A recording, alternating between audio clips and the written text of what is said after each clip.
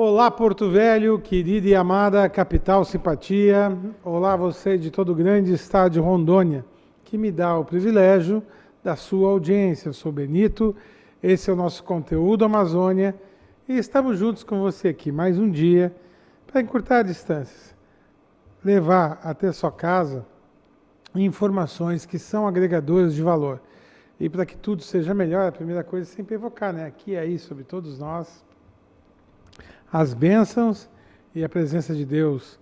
Que o grande arquiteto do universo sempre nos dê mais justiça, paz, perfeição, luz, força e beleza em tudo que fazemos.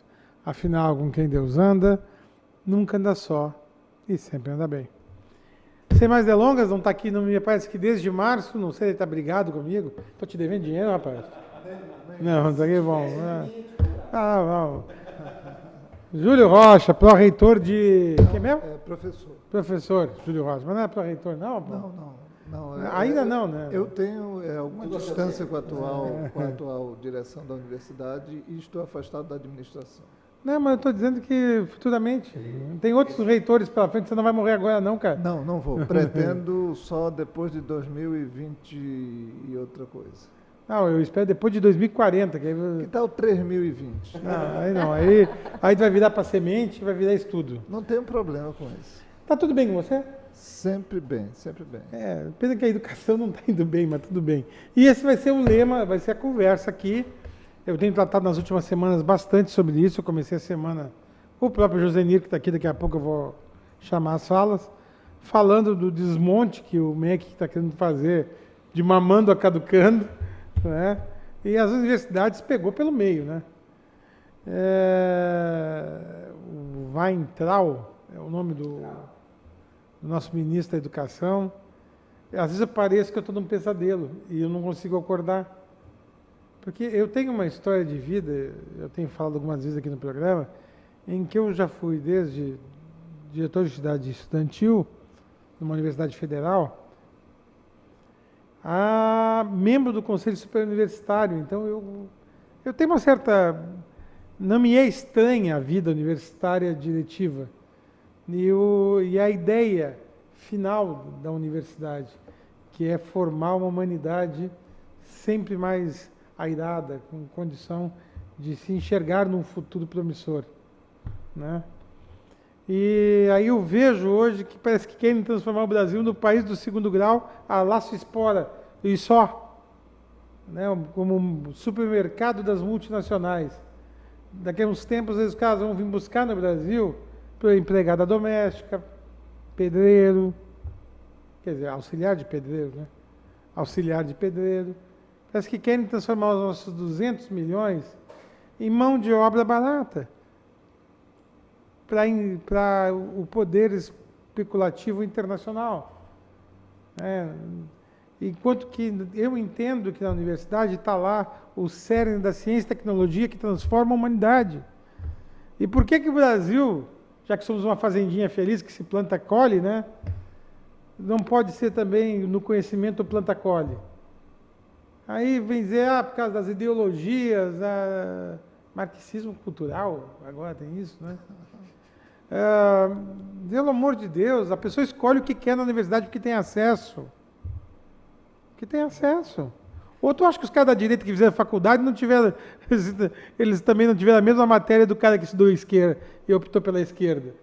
Os dois, entendeu? Então, se ele passou pela faculdade... Se fosse dessa forma, né? Uma doutrinação marxista nas universidades, o Brasil não tinha dado 70% de votos para o Bolsonaro, na verdade. Com certeza. Então, assim, democraticamente foi eleito. Sim. 60.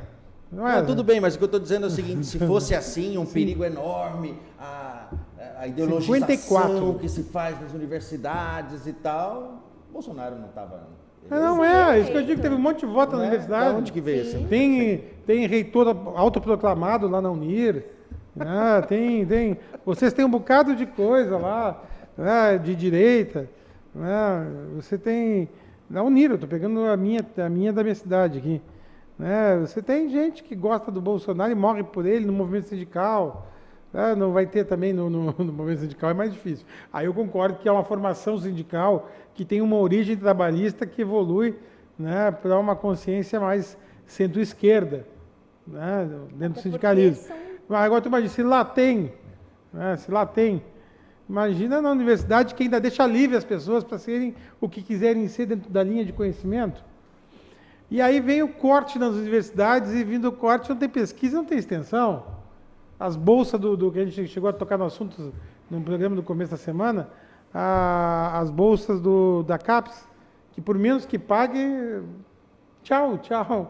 Imagina como é que ficou os sanduíches, como é que ficou os mestrados e doutorados sanduíches, né? Que as pessoas iam lá, pegavam aquela experiência internacional e traziam aquele métier para cá, a expertise. Né? Cadê? Tá bom, mas não vou falar, eu só estou levantando o assunto.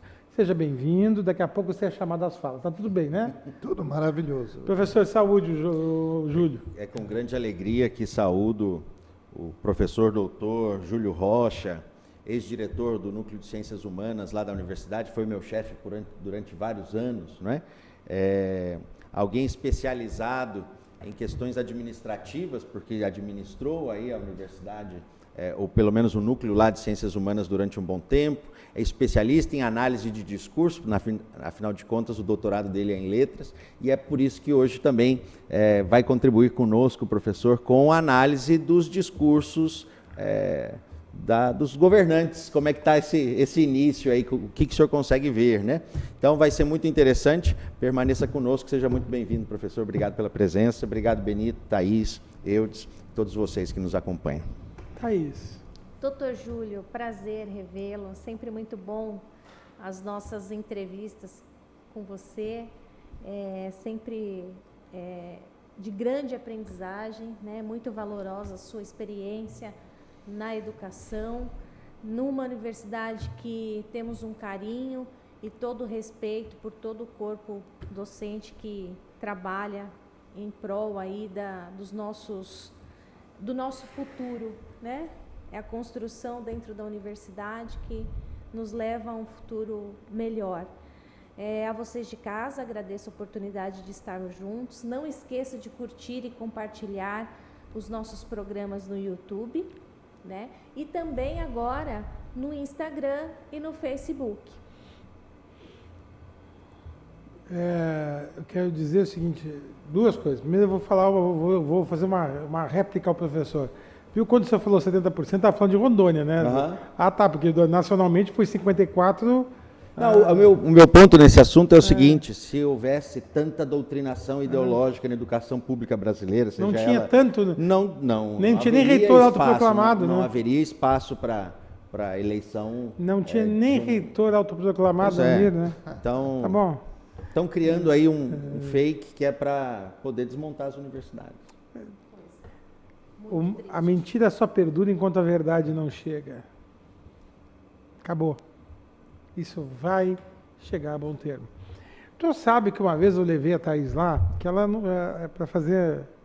Tinha uma vaga lá na Unir que depois acabou não se verificando, e estavam fazendo uns estudos que até para a NASA... É um projeto. Um projeto na área de engenharia química. Tu está entendendo? A Unir tem um monte de coisa guardada que vocês têm que trazer para fora. O povo vê que aqui se faz tecnologia também de ponta, mas se não conclui, é porque também não tem quem incentive o processo inteiro. Às vezes falta dinheiro na metade do projeto, às vezes falta dinheiro na entrega do produto. Só um comentário assim, se faz muita coisa na Unir que não se sabe, eu mesmo não sei.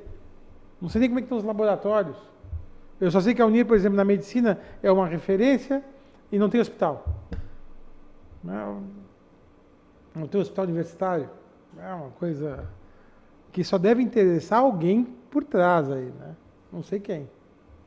Porque isso aí, obviamente, era mais um hospital para tratar da população. E podia até cumprir.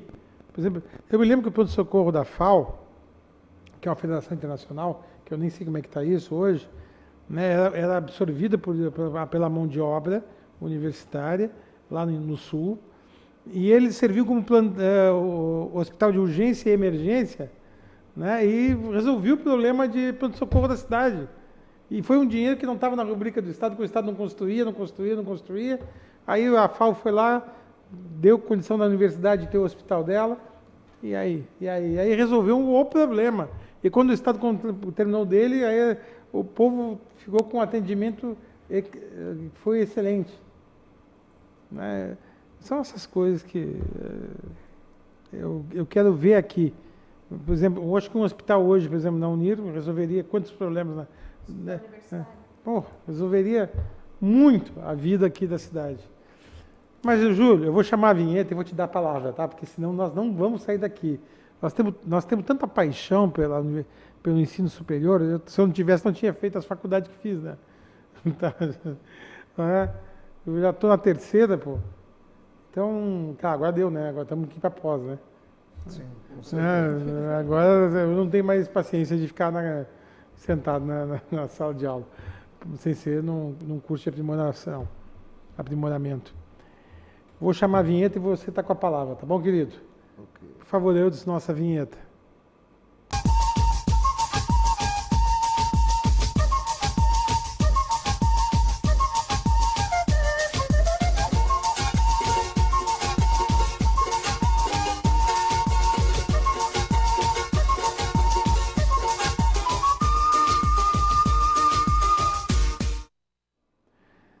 Júlio, com você a palavra. Não é nem pergunta, viu? Com você a palavra. Depois, bom dia, Benito, Thaís, Detone. O professor José Detone, pai do Josenir Detone, é uma pessoa muito gentil e era um professor bastante considerado na universidade e tinha, como tem até hoje, a mesma característica do filho, que é a grande gentileza, né, nas palavras e a grande profundidade nas explanações. Nos grupos de debate, ele vem se manifestando sempre, né, combatendo as famosas fake news, porque não tem só fake news que estão prejudicando a imagem da universidade, tem também aquelas construções falaciosas que são assumidas, e aqui, Benito, eu quero deixar claro que a nossa Universidade Federal de Rondônia é diferente também nisso. Vem sendo assumidas essas ideias falaciosas pelo movimento sindical da universidade. A Associação Docente da Uni, ela está tendo, através do seu presidente, das pessoas que estão no seu entorno vital, está assumindo posturas diametralmente opostas àquelas que os sindicatos normalmente assumem, o que demonstra, mais uma vez, que as palavras do professor Josenir Detone estão perfeitas quando se refere à questão da doutrinação ser uma realidade. Não é. Né? Quer dizer, o número de mentiras abertas que são explanadas, né, pelos governantes nossos é absurdo. Né? Enquanto nós estávamos em campanha, né, se admitia, né, porque o político mente, não sei o que e tal. Mas o povo, né, nossa população, quer resultados, não quer essa discussão, essa diatribe, essa conflitividade. Nesse sentido, né, como professor, né, da área de letras, né, como disse o professor, né, apaixonado pela área de análise do discurso, a gente faz uma leitura, né, do presidente Bolsonaro, do ministro, né, Heydrich Weintraub, né?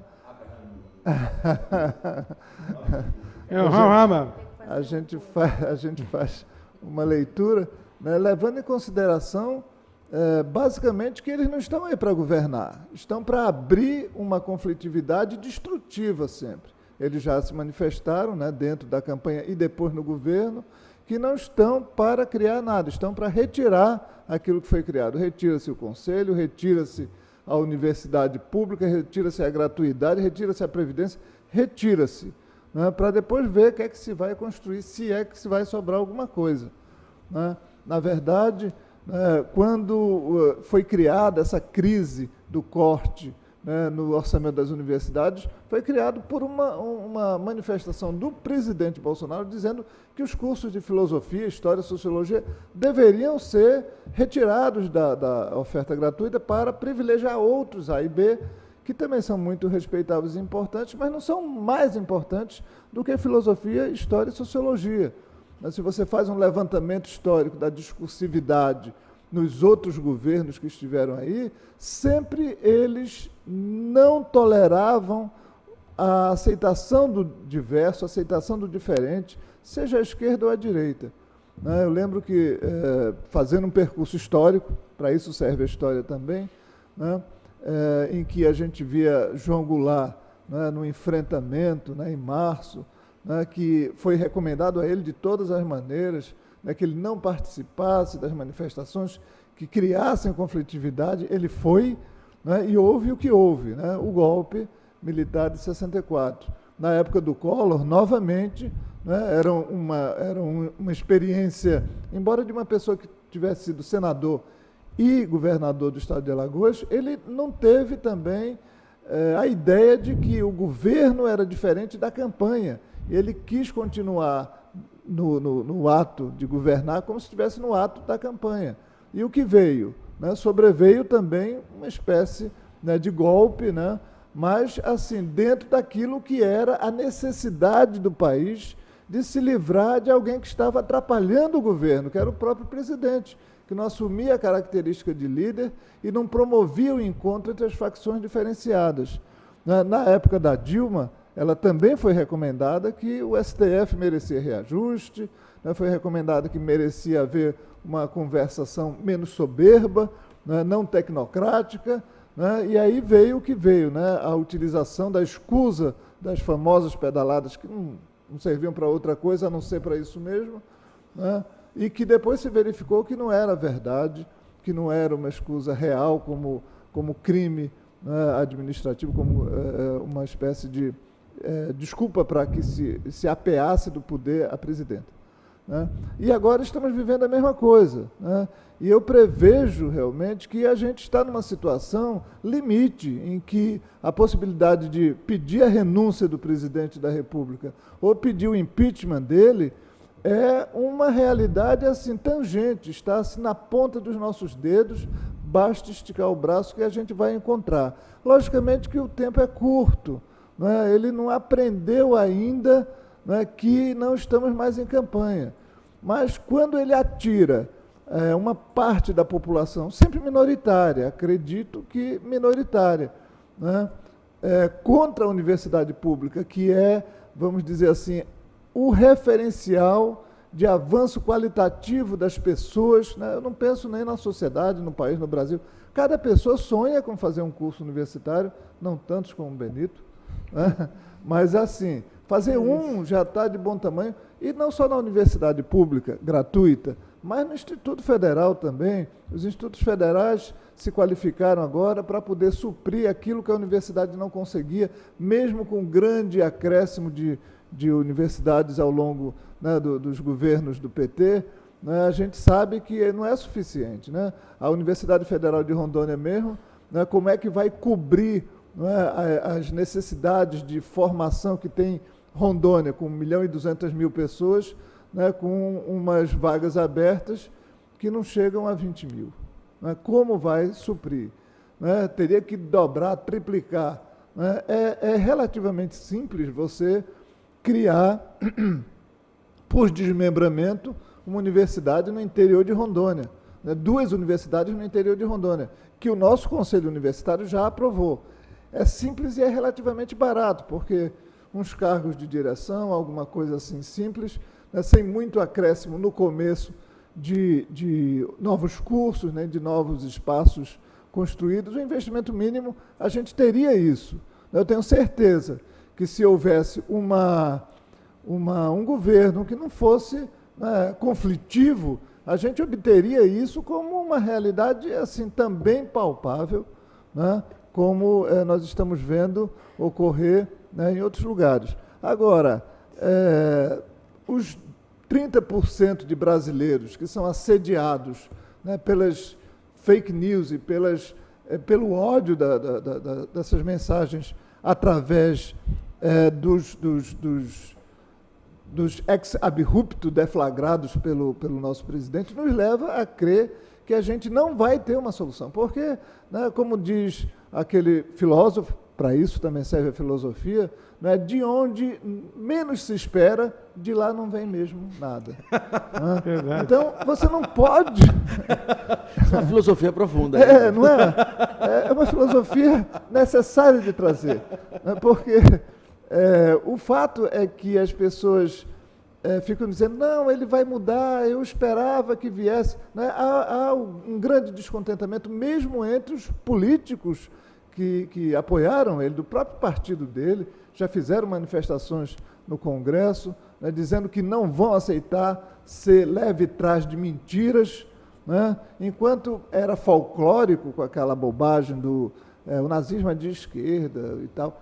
A gente ficava meio assim atônito, aturdido, mas eram 100 dias, né, aqueles dias de vantagem que você dá para a pessoa pegar o ritmo. Mas o ritmo está sendo um retorno à campanha.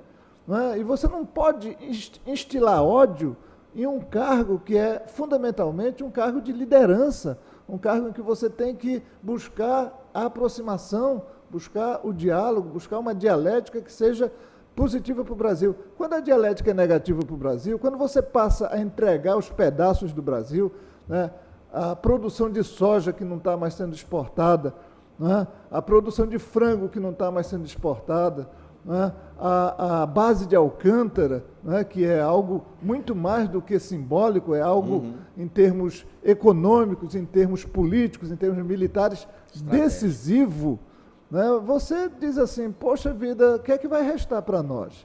Né, então, o presidente passa a ser, nessa campanha permanente de destruição, ele passa a ser um empecilho para as nossas elites. Né? Eu não digo que só aqueles que são assim vinculados porque pegaram carona nas fake news que estão decepcionados. Né? Estão decepcionados com um discurso agressivo porque ele repete os erros cometidos por quem não governou bem na abertura. Né?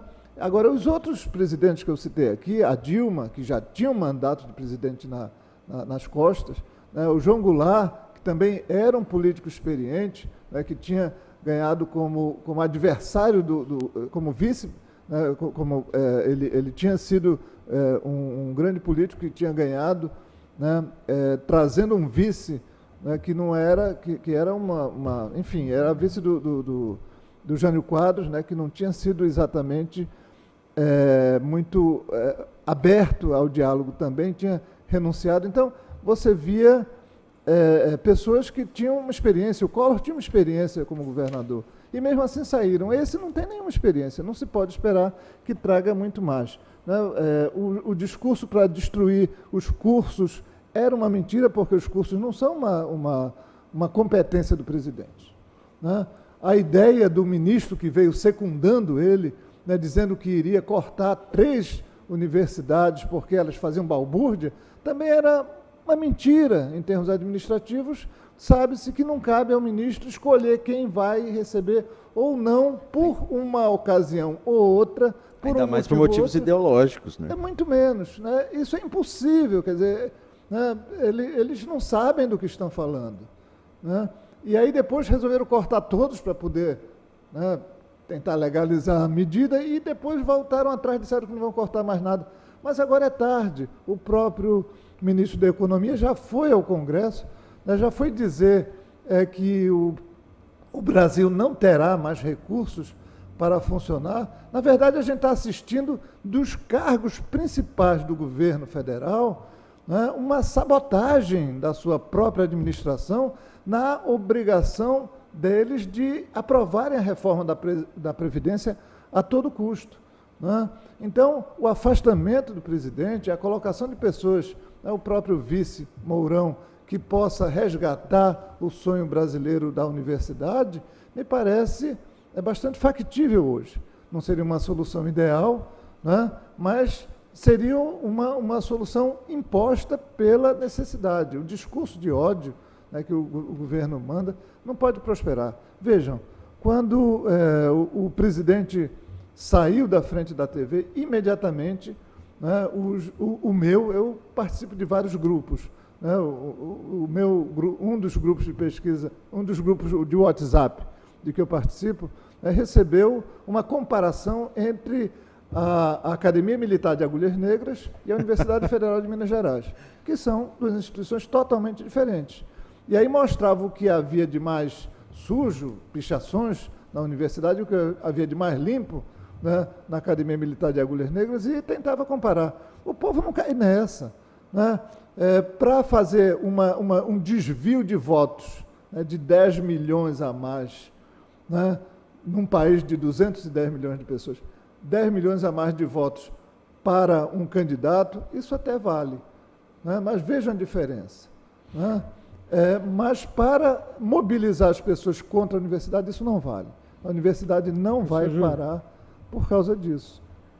Eu quero que o senhor só me diga com essa expectativa agora, com o futuro da universidade, mas depois do intervalo, tá bom? Perfeito. É jogo rápido, é num lá, outro cá.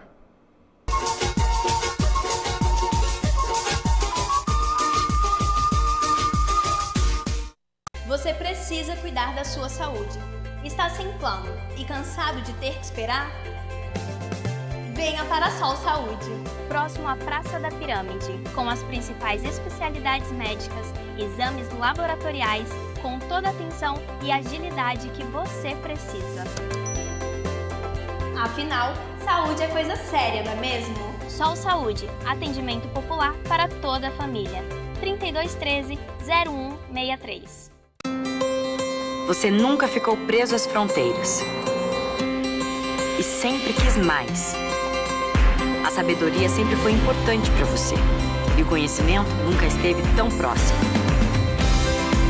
Com São Lucas, sua formação te deixa muito mais perto das suas conquistas, mas é você que está no controle.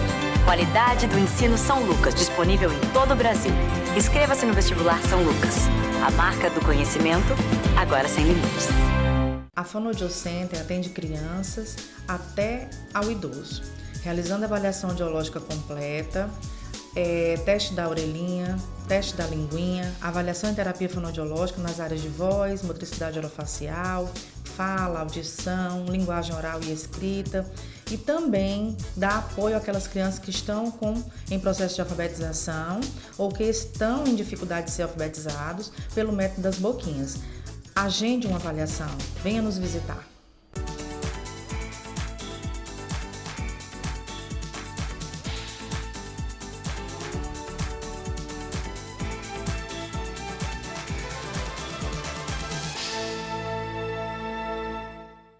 Este recado é para você que sofre com miopia, astigmatismo, hipermetropia, presbiopia e que quer se livrar de vez dos óculos. Venha para o Hospital de Olhos Veloso. Aqui você vai encontrar a tecnologia e a credibilidade que procura. Diagnóstico e tratamento para todas as áreas da oftalmologia. E com a cirurgia refrativa laser, seu tratamento pode ser feito em minutos e de forma personalizada. Livre-se dos óculos. Hospital de Olhos Veloso.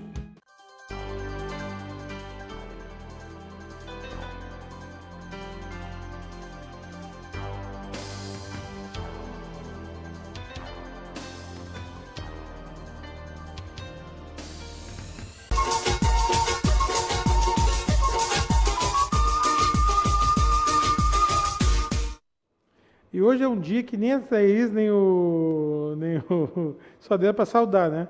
Não, mas estamos satisfeitos. Em 2 minutos e meio, então, o senhor, por favor, me fale da sua expectativa com o que está acontecendo e a semana conturbada que vivemos e a próxima que sabe Deus como será. Pois, Benito, eu, como sempre, vou apresentar uma perspectiva otimista. Eu acredito que a unidade da universidade atrás dessa necessidade de confrontar o conflito criado pelo presidente, ele me dá a expectativa de que a gente vai não somente superar esse momento, mas vamos trazer como resultado um crescimento para a universidade. A nossa Universidade Federal de Rondônia não tem mazelas assim em termos de falta de conservadorismo, nós ao contrário, somos uma mola encolhida, e vamos, através dessa perspectiva de luta, fazer com que as reivindicações para o nosso crescimento sejam uma realidade.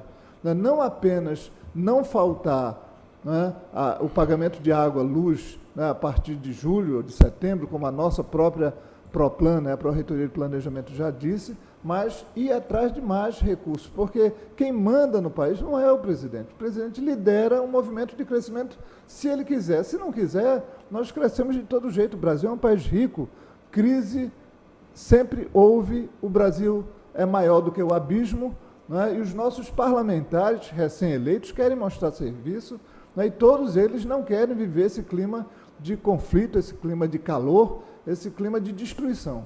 Né? Então, vamos, através dos parlamentares, vamos, através dos universitários que estão mais unidos do que nunca, mobilizadíssimos, né? Fazer com que nós recebamos o que merecemos e para que faça com que a universidade, por causa até da crise, possa abrigar bem mais alunos do que nós abrigamos hoje, né? Com novas vagas, e assim vamos para frente. Júlio, muito obrigado por ter vindo aqui prestar seu conhecimento e a sua análise sobre o momento da universidade. Quero dizer que a casa está aberta, o que você precisar lá no seu instituto, assim dizendo, É isso. tá?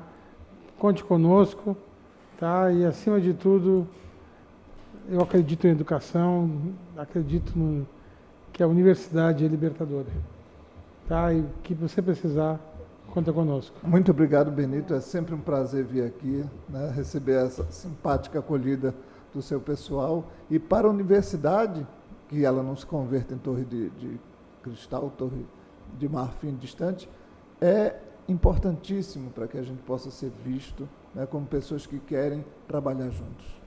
Perfeito. Dando tchau assim. Parabéns pelo discurso de lucidez contra o discurso de ódio. Muito obrigado a vocês que nos acompanham. Obrigado, Benito. Um abraço a todos. Pessoal, vamos para a rua, educação já. Não vamos perder o nosso direito, educação. E por hoje é só, pessoal, que o grande arquiteto do universo continue descobrindo a todos, com sua luz, sua vida, seu amor, e eu te encontro aqui com certeza no próximo programa. Foi um privilégio ter estado com vocês. Até lá.